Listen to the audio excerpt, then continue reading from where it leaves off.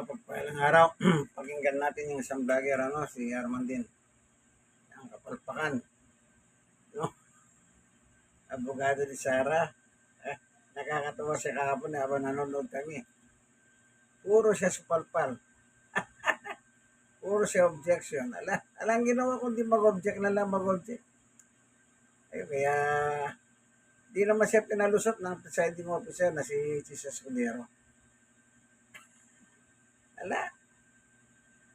Di ko alam kung anak ba nung Narbasang matanda ito. Kasi Narbasa apelyido eh. Yung matandang Narbasa, no? Sige, mag-end muna tayo. Para mga ano ito, mga matinong mga vlogger ito. No? Buenos días, damas y caballeros. Kahapon, dahil nababahala na si Sara Duterte sa kapalpakan ni Attorney Sison na better known as Miss Tapia sa kapalpakan at pangit ng nadating ni Attorney Sison na pati si Chis Escudero ay binabastos sa pagtatanong niya direkto kay Congresswoman Jinky Luistro. Embes magtanong muna siya sa presiding or i-address niya yung tanong niya sa presiding judge. Alam naman kasi niya, no excuse na hindi niya alam yung rules ng Senado dahil supposedly veterano na siya ng impeachment. Nakasama na siya sa corona impeachment. So alam na niya yung patakaran and yet binastos pa niya si Chis Escudero. So kumbaga, simula first day pa lang, bad trips na sa kanya mga senator judges. Of course, except yung mga biased na judges tulad nila Alan Peter Cayetano at Pia Cayetano. Pero the rest, bad trip na sa kanya. Siguro pati mga DDS senators na yabangan na kay Sison. So kaya pumunta na si Sara para i-encourage sila, para i-encourage na bigyan ng moral boost. At yun naman mga palpak tulad ni Sison, tinapunan na naman ng computer, pati desktop na, itinapon.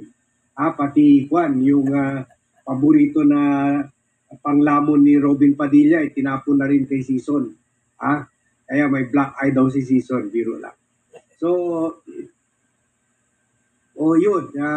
Pero ganun pa man, kahit pumunta pa man si Sara Duterte, sa mga prosecutors, although hindi siya, sa mga defense team, sa mga lawyers niya, strategy meeting daw sila. Ganun pa man, hindi pa rin siya umattend sa trial. At kahit na nagka-strategic meeting sila, palpak pa rin yung second day, bokya pa rin sila sa second day, nagkalat pa rin itong si CJ Narbasa na obviously no match kay Virgil Ligutan, Attorney Virgil Ligutan ng prosecution. Itong si Narbasa kasi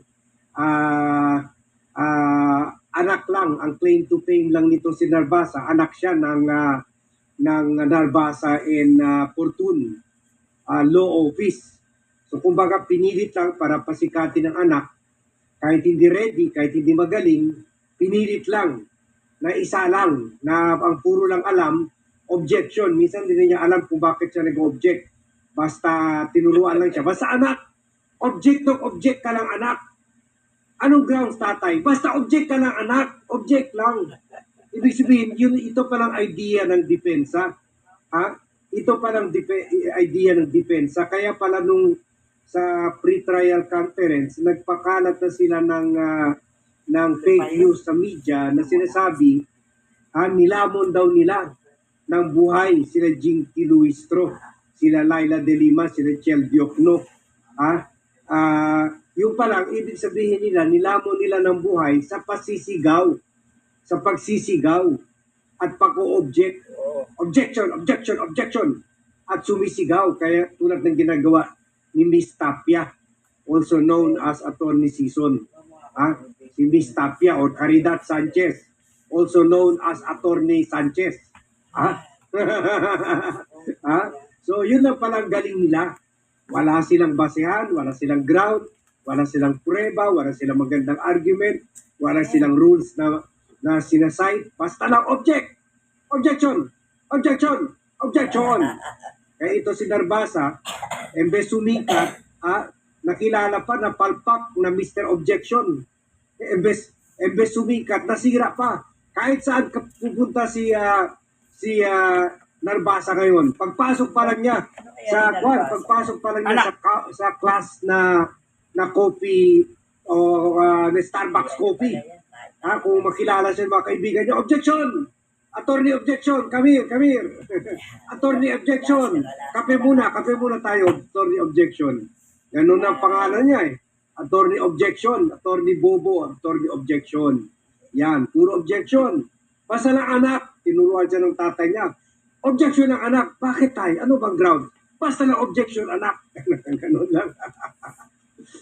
Tuloy, pahiya siya ng katakot-takot, nilecturean na siya ni Atty. Libutan, nilecturean pa siya ni Cheese Escudero, ng presiding officer, attorney objection ka dyan. Kahit siya pupunta siya sa beer house. Oy, andito si attorney objection. Palpak. Sino? Nagpapasikat yung mga lawyer dyan para dumami yung mga kliyente nila. Sino ang kliyente gusto kunin ng isang lawyer na palpak na pinapahamak yung kliyente niya. Kasi napahamak tuloy si Sara Duterte. Una, napahamak kay Season. First day pa lang, inaaway na si Chief. Inaaway ng mga senator judges. Inaaway na yung prosecution. Iniinsulto na yung prosecution. Meron daw katiwalian mo ang prosecution. Baksak daw sa lifestyle check execute ang prosecution. Pinanatan ni si President Bongbong Marcos.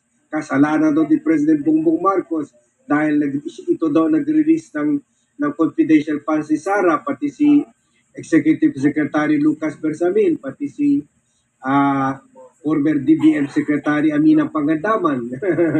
Lahat may kasalanan, pero napansin nyo ba? Ni minsan hindi niya sinabi, inosente ang client ko. Naalala nyo si Miss Tapia, aka Attorney Season, aka Attorney Caridad Sanchez. Ni minsan hindi niya sinabi, inosente ang kliyente ko.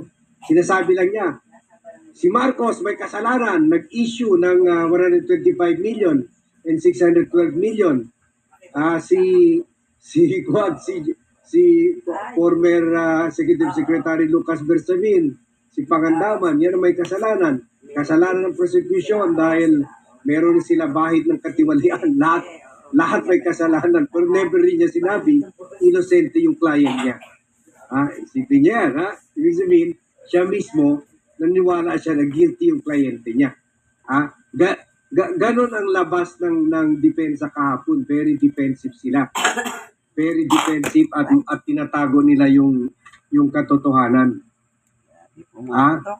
Sabi ni Paul Lim, thank you Paul miss you. Hindi ko nakikita yung mga comments nyo sa abroad dahil either nagmamadali tayo or gamit ko yung cellphone ko. Sabi niya, nakakaya anak ng dating SC Justice. Ito nangyari, palpak. Yun nga Paul Oo nga SC Justice pa naman. Siguro yung tatay ngayon wala nang pagmumuka. Hindi na Paul, hindi na justice ang tawag sa kanya, pati tatay ang tawag justice objection, come here. Justice objection, nice to see you. Ito, i-introduce siya. Itong tatay ni justice objection, hindi na justice ang tawag sa kanya. Itong tatay ni attorney objection. Sirang-sira rin si Attorney Narbasa. Wala nang pagmumuka ito sa mga kapwa niya justices. Ito ang tatay, hindi na tawag sa kanya justice, kundi The father of attorney objection. Yan. Buti sana kung effective yung mga objection. Kung ang scorecard niya sa 20 na objection niya, at least kahit isa lang man, pinagbigyan ni Cheese. Wala eh. Wala. Halos lahat. Correct me if I'm wrong. Kasi I was monitoring sa airport ng Vietnam. Pero parang ganun eh. Parang halos lahat ng objection niya overruled. Overruled. Masakit talaga yun.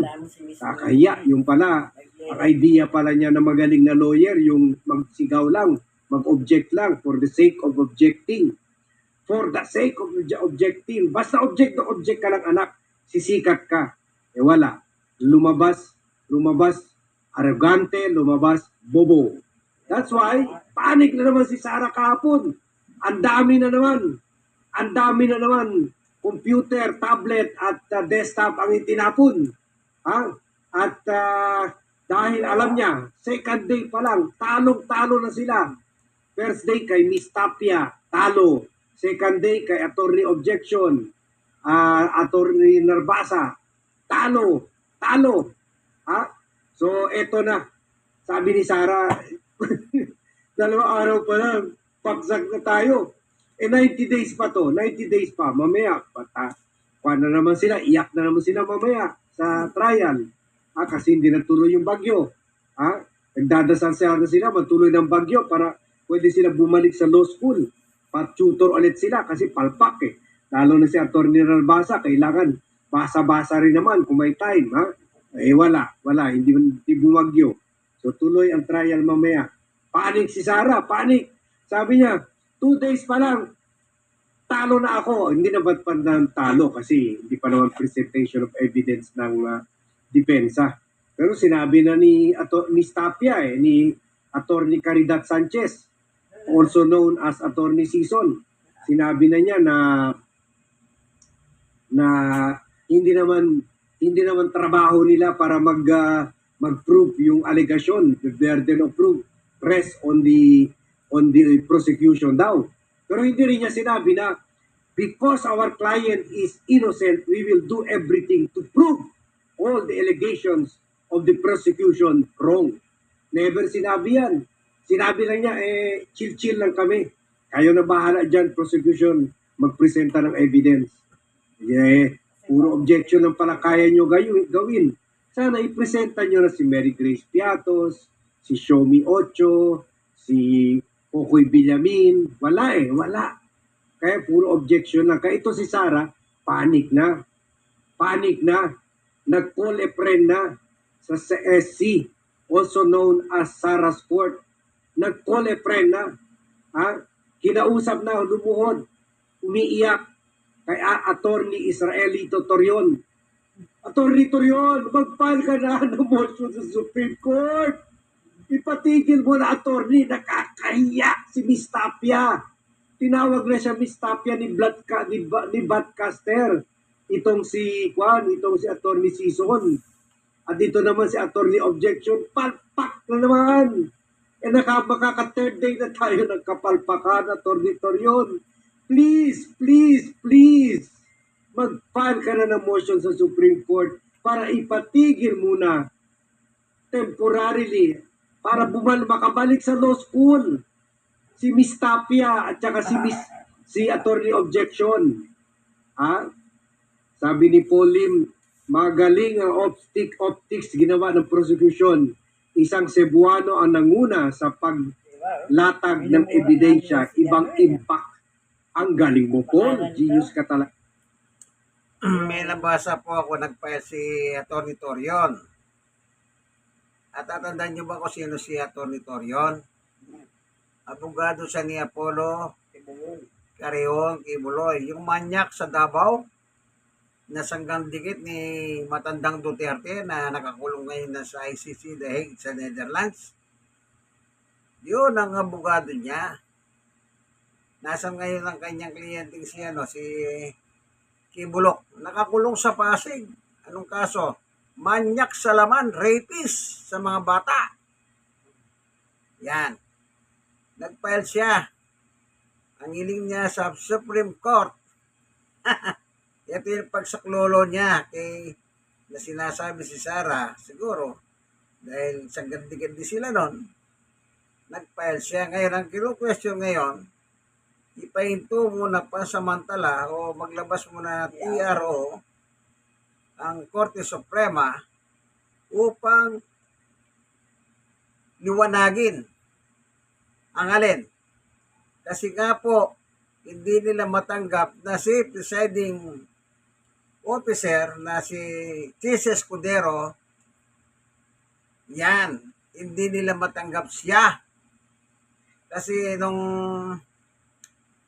binoto siya ni Senator Ping Lacson bilang presiding, ang gusto kasi nila ang mag-preside si SP, Sherwin Gatchalian. Siya rin ang gusto nila maging presiding officer. Hindi po siya abogado eh. Siyempre, pagdating sa law, medyo kaya Timano, hindi na pinatagal ni Senator Ping Lacson na mauusapan. Timano, binoto na niya si Chis. At wala naman nag-object. At nagbotohan sila 12-8.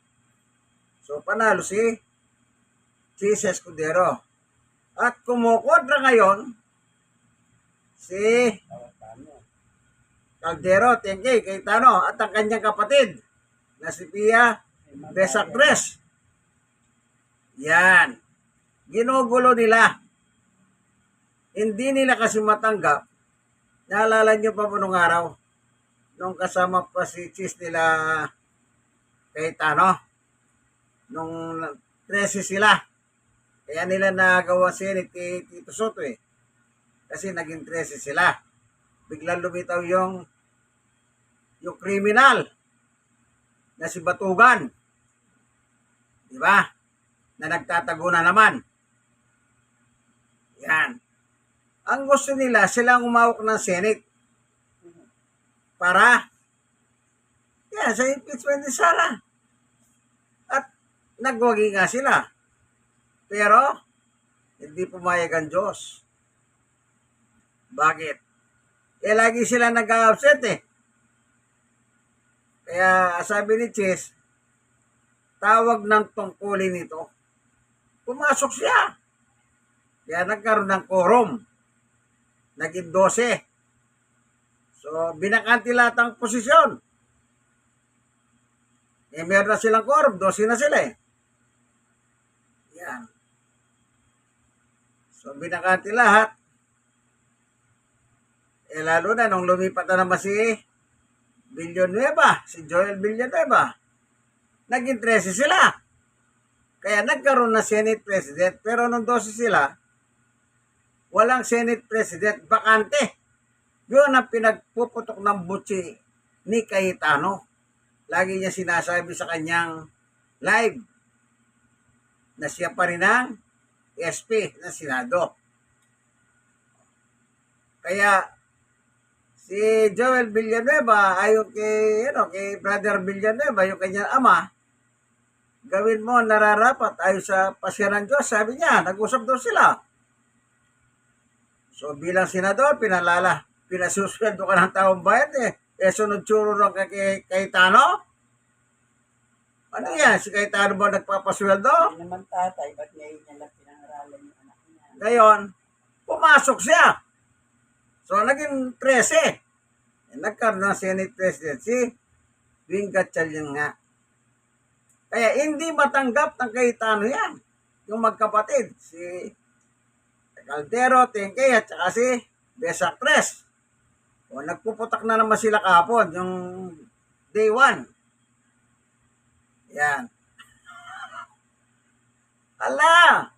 Talagang ayaw nilang alam nyo, kapag ang isang tao nakakaipo ng magandang posisyon, kulang na lang ayaw ng bitawan.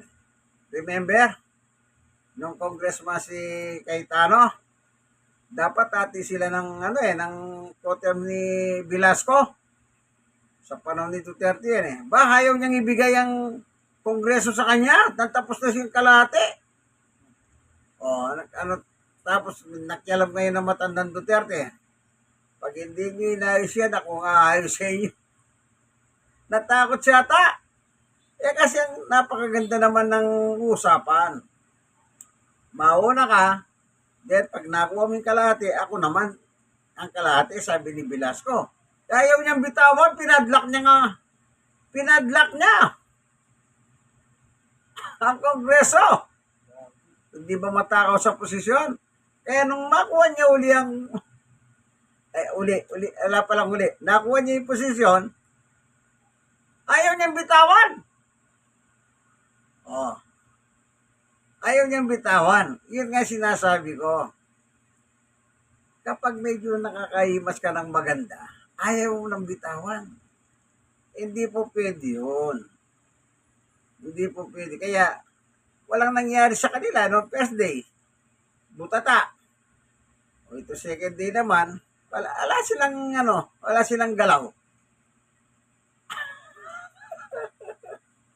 silang galaw. Pinapanood namin to eh. Ngayon, kaya ko lang inano dito kasi alaskador rito si Arman din eh. Wala talagang binatbat yung mga abogado ni Sara. Kahit na nung day 1 at saka itong dito, lalo na itong dito, yung anak ni Narbasa, yung matandang Narbasa noon, ito anak niya ngayon. Ay nakakatawa kahapon habang nanonood kami, wala siyang ginawa kundi puro mag-object ng mag-object. Oh, grabe. Kaya tama si Din na Mr. Objection. Nakakaya. No? Nakakaya. Kaya, yun nga, nagpunta si Sara kahapon, umingi siya ng tulong kay Torion na mag-file. Nag-file nga. Hindi lang natin alam kung anong sasabihin ng korte. Pero sinasabi naman nila, hanggat walang lumalabas na TRO, tuloy-tuloy lang ang hearing. Unless, pag nagpalabas, alam nga naman paboran nila, wala naman. Unless na magpalabas ng TRO ang Korte Suprema, siyempre wala tayong magagawa. I-escort yun, igagalang natin lahat yun. Pero hanggat hindi naglalabas, continuous lang. Naalala nyo ba si Marcoleta? Si Senador Rodante Marcoleta. Di ba na alam niyang may lalabasan ng sa kanya warat ng plunder. Alam niyo ang ginawa niya, nag-file din. Tukwas. Yung pinipigilan niya yung warat, wag lumabas. O pinapapasura. Pero binigyan siya ng hindi ko alam kung 10 days pa o whatever na magko-comment sila, no? Pero hanggat walang lumalabas na lumabas yung warat, nagkataon, nandun na siya. Di na, after ng mga kung ano nangyari sa sandigan, ayun na siya. Kinuha na siya ng CIDG. Kasi meron na siyang warat. Hindi na sila nahirapan. Nandun na siya. Ngayon, nasa hospital ngayon. Sa PNP. Hospital. Sa mga Pilipino, alam na yun. Pagka inaresto ka, sabi nga ng mga Miron, bigyan ng wheelchair yan. Alala niyo ba po si Emmanuel Bunuan na DPWH? O, dilagyan na ng wheelchair. Ando sa ospital.